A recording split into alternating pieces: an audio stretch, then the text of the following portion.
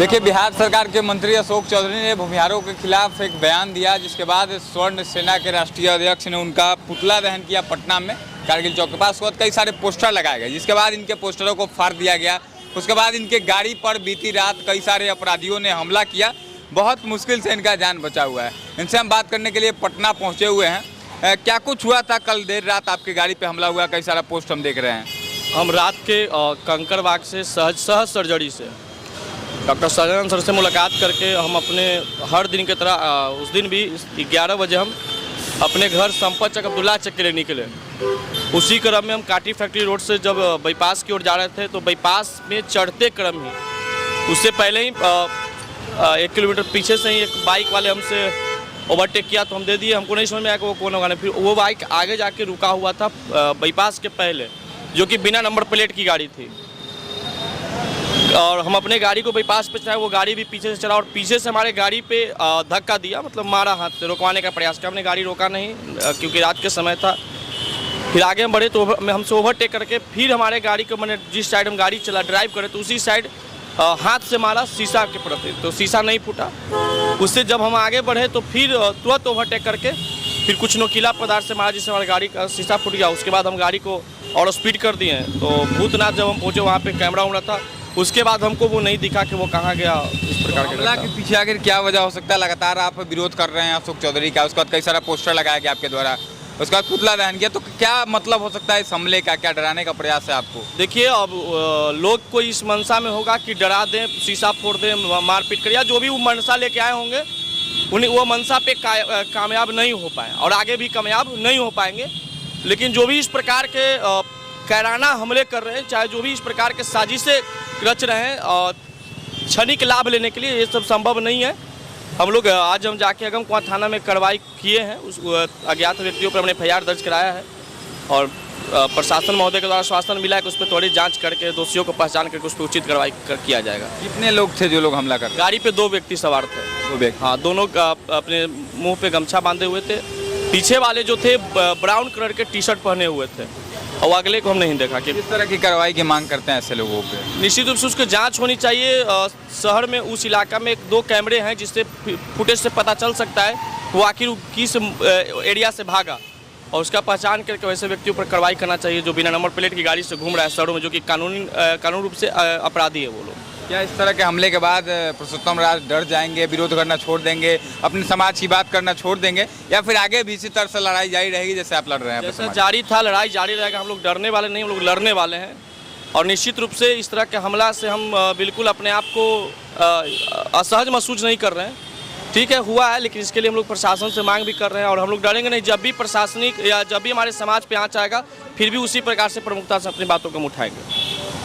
देखिए, सुमित भैया हैं और कहीं ना कहीं जिस तरह से इन पे हमला हुआ, समाज की बात करते हैं, लगातार जो गलत होता है समाज के लोगों के सपोर्ट में बोलते हैं। जिस तरह से हमला कराया गया, कहीं ना कहीं जान से मारने की भी हो सकता है कोशिश की गई हो। क्या कुछ कहेगा प्रशासन से इनके सुरक्षा को लेकर? हम तो प्रशासन के कहेंगे कि इस मामले की जाँच हो और इस पर उचित कार्रवाई हो।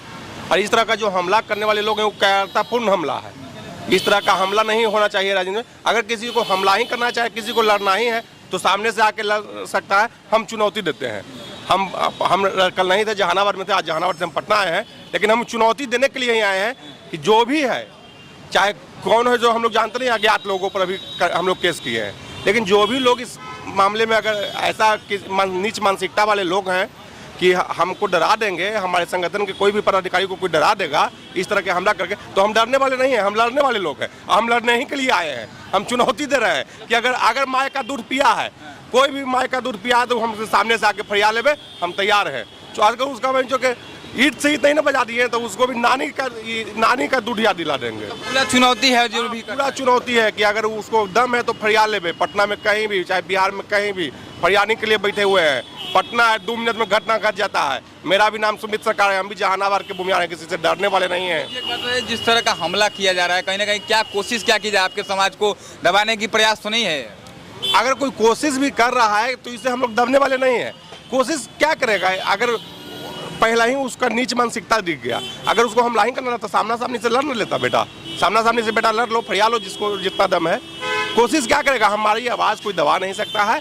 हम कोई छोटे मोटे लोग नहीं ना कि आवाज़ दबा देगा। हम भूमिहार समाज से आते हैं। मेरा कुल ही ऊंचा है।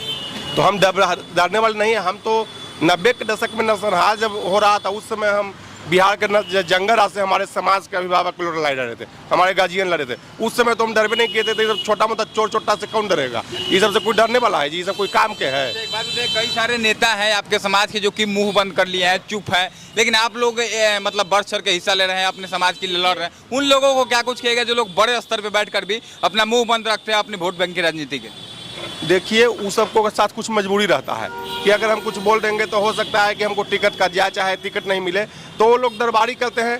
तो इसलिए अपने टिकट के फेरा में, अपने राजनीति के फेरा में दरबारी कर रहे हैं। तो हमको उससे कोई असर में, बहुत सारे ऐसे भी लोग हैं जो खुल के बोले हैं, जैसे नीरज, जदयू के मुख्य प्रवक्ता नीरज कुमार हैं, विधायक हैं जदयू का ही संजीव कुमार हैं, चाहे अरुण कुमार हैं, जगदीश शर्मा हैं, बहुत लोग, मतलब रामजतन सिन्हा हैं, बहुत लोग बोले हैं, अजीत शर्मा हैं भागलपुर कांग्रेस के नेता, तो बहुत लोग बोले हैं। जो नहीं बोले हैं तो डर की राजनीति कर रहे हैं। यहाँ उप मुख्यमंत्री विजय सिन्हा बोले हैं। तो लगभग जो मैंने भूमिहार के ऊपर दर्जे का जो नेता हैं, जो भी हाईलाइट में रहते हैं, वो बोल चुके हैं। जो वही लोग नहीं बोले हैं जो परिक्रमा कर रहे हैं, परिक्रमा करके राजनीति करके अपने टिकट के फेरा में, वो लोग नहीं बोलते हैं। जदयू के एक बहुत बड़े नेता ने कहा कि हम सेना, पत्रकार ने सवाल पूछा कि स्वर्ण सेना आपका लगातार विरोध कर रही है, तो कह रहे हैं कि हम कोई सेना होना, मेरे लिए एक ही सेना, हम स्वर्ण सेना ऐसा कुछ नहीं मानते हैं।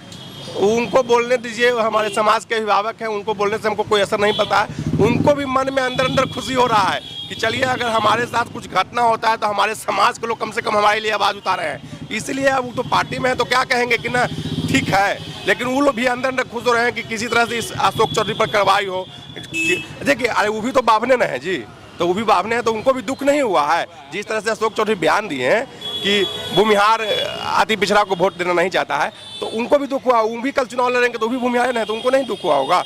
तो वो भी खुश हैं अंदर से, इसलिए ऐसा बयान दे रहे हैं। कम से कम की वजह से कहीं बयान दे रहे हो? हाँ, अच्छा बयान दिए हमको, तो इसी बयान का उनका हम बड़ाई कर रहे हैं कि कम से कम इतना ही तो बोले ना, जान रहे हैं इसलिए बोले। अगर नहीं जानते तो बोलबे नहीं करते, लेकिन वो जान रहे हैं इसलिए बोल रहे हैं। चलिए, देखिए, जिस तरह से हमला हुआ पटना में, कहीं ना कहीं कहा था पटना की पुलिस जो है बहुत अच्छे तरह से काम कर रही है। मैं पटना पुलिस से मांग करूंगा कि जिस तरह से एक युवा समाज का आवाज़ उठाता है, उस पर इस तरह का हमला नहीं होना चाहिए। जिन लोगों ने हमला किया उन लोगों पर कार्रवाई उचित होनी चाहिए, क्योंकि आगे से ऐसा हमला ना हो। बाकी बहुत बहुत धन्यवाद। जय हिंद।